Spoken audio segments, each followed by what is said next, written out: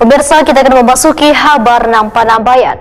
Mendekati Ramadan 1445 Hijriah, pemerintah kota akan memastikan persediaan bahan pokok di pasar tradisional aman.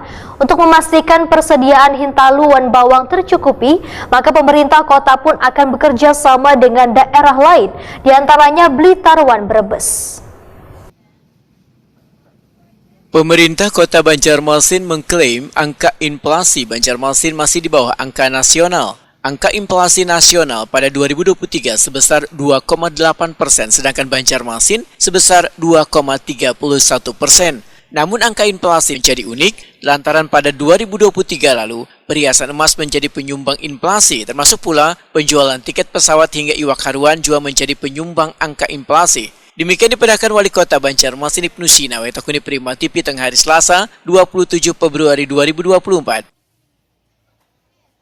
Ibnu Sina menyatakan, mendekati Ramadan 1445 Hijriah, pemerintah kota akan memastikan persediaan bahan pokok di pasar tradisional aman. Untuk memastikan persediaan hintaluan bawang tercukupi, maka pemerintah kota akan bekerja sama dengan daerah lain, diantaranya Blitar dan Brebes.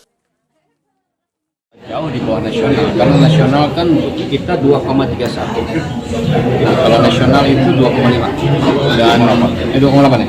2,8. Nah, kami berharap ini bisa kita stabilkan, kita pertahankan, walaupun tetap menjelang Ramadan, Lebaran, harus mudik, harus balik, tentu pasti ada kenaikan permintaan harga tiket pesawat, permintaan komponen komoditas, ya, barang-barang, makanan, sembako, kemudian juga yang volatil gitu, barang-barang seperti itu pasti akan permintaan. Nah, kalau permintaan banyak ini kan berlaku hukum pasar, harga pasti naik. Nah, tapi kemarin ada yang aneh dalam laporan inflasi kita, karena ada komponen salah satu penyumbang inflasi itu adalah perhiasan.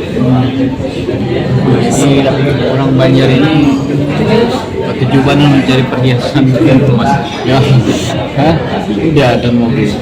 Di samping tiket pesawat, ikan gabus, ikan haruan, nah itu jadi komponen penyumbang inflasi.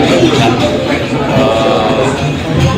kenapa itu terjadi? Saya kira memang ada siklusnya. Ibnu Sina berharap persediaan wan haraga seberatan bahan pokok bisa terkendali.